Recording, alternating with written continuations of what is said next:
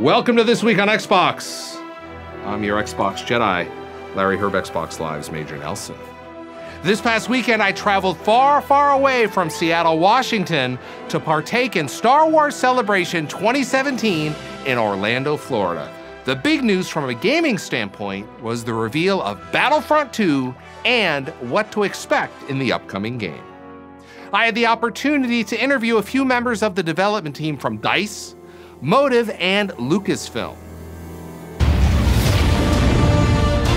Resistance. Rebellion.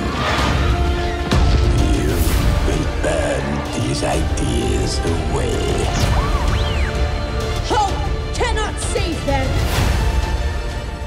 I think this is the biggest game that I personally have ever worked on in my whole career.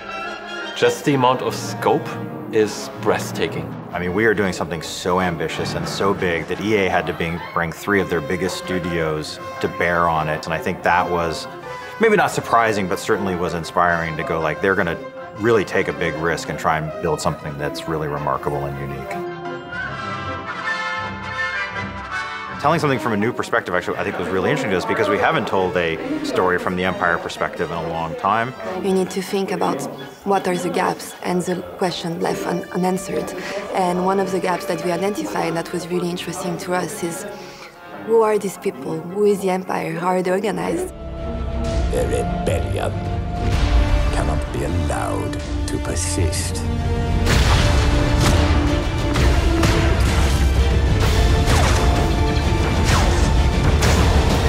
Expecting special forces. That's the point, Sergeant.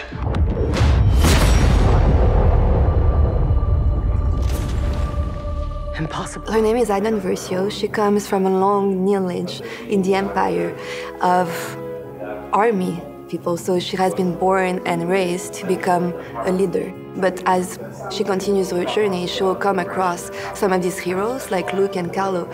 And by playing them, you get a different perspective on her situation and her journey.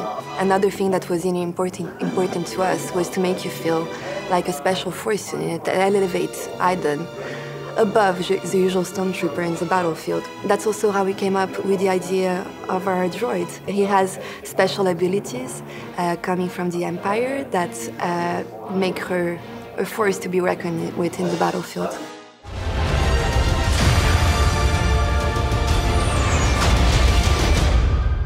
So Vardos is an example of us kind of taking that perspective of what would it be like to be somebody who's inside the Empire who doesn't view themselves as the bad guys. It's their home world. It's built within sort of this idea of order in a world of chaos, and it's comfortable for them.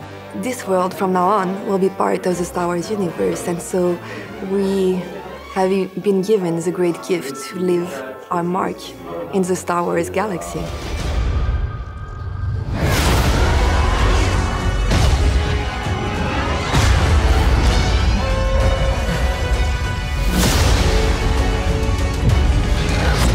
I mean, obviously we've been working with DICE now for 4 years. We even have some folks from EA who have office space within our building, so we constantly talk to them every day. Production is talking to their production teams. We basically talk daily to Lucas about everything, about new abilities. Some designer comes up with a new idea, what a hero could do, a new item, a new weapon for a trooper. And we develop all this in conversations with Lucas, and that has been truly great. And one thing that we did at first is we wanted to have heroes be more present in the game. So we decided to change that to a more resource-based system, so it's based on points that you get for various actions in the game, and give more players a chance to become a hero. At the core of what makes troopers being able to stand up against a hero is teamwork. So what do you do then? So we decided to add classes, because that is such a natural way and natural touch point for players to form a team if you have different classes, because you want one of everybody represented, right? But for a trooper to become truly my own, I need to be able to customize him slightly, to give him a little bit, infuse something of my own gameplay personality into that character that we're playing. So that's why we added customization of weapons, the ability to choose between certain gadgets, and to upgrade your trooper with new abilities and new modifications.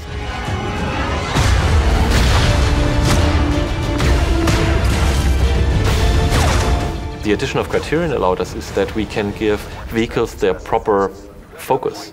Vehicles always had a presence in all the games that we did.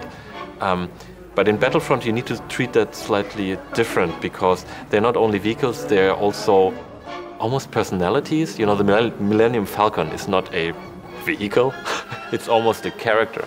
I mean, this is Star Wars, come on.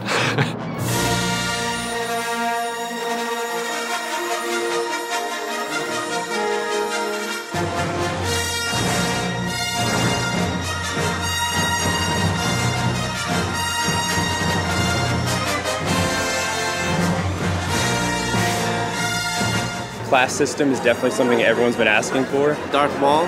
I'm a huge fanboy for Darth Maul. Yeah, it's gonna be Darth Maul for me. Yeah, I'm ready to see him. It's gonna be great. I might just grab the controller from him. And the new locations looked amazing. The details, the colors, the characters is beautiful. The space battles. Space battles, that's the part I love from the old Battlefront. They care about the fan base. They care about making a good product.